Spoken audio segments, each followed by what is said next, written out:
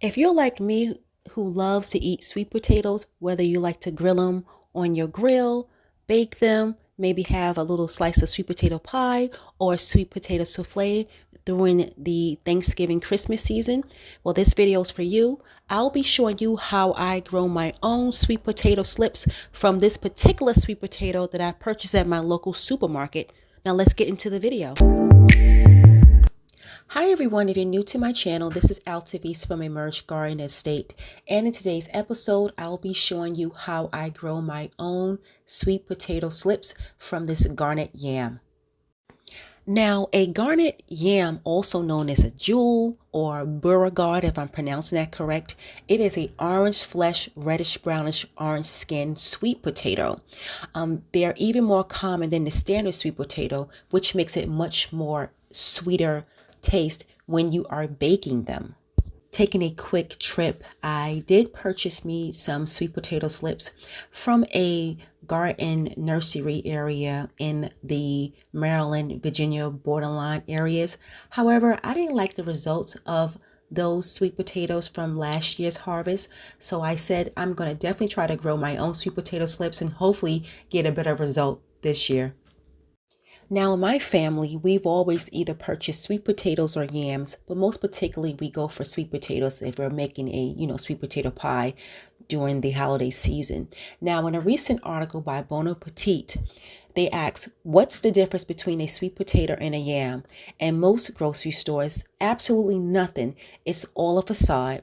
Most of the so-called yams you see in American grocery stores, are actually orange flesh sweet potatoes, explains Mary Frances Heck, an author of new cookbook Sweet Potatoes.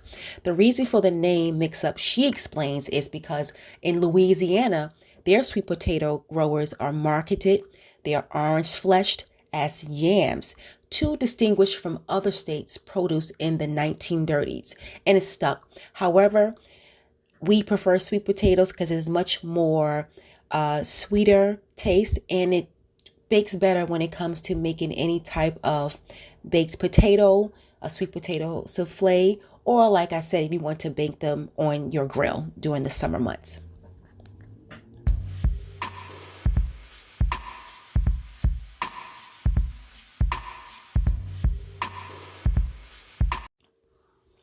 As for myself, I purchased my sweet potatoes the week of January 5th, and over the last 13 weeks, I just kept it near a sunny space near my window, near my garden area, and changed the water maybe twice or three times out the week just to make sure I was able to make sure that the sweet potato slips can constantly grow, and it rooted so beautifully. I'm so excited to be transporting it in the next month and a half or so in my garden, so I can hopefully have some really great sweet potatoes for this coming harvest around the November and October months. So if you're looking to grow your own sweet potato slips, I say start now. I live in zone 7B area here, so I had to kind of start it earlier in the new year so I can make sure my slips are ready to be transported to my garden around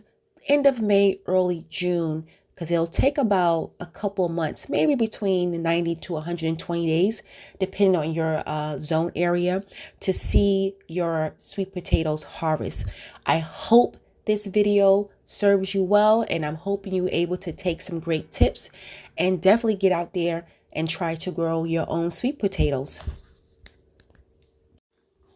Please let me know in the comment section below, will you be growing your own sweet potato slips, or will you be purchasing them at your local garden nursery?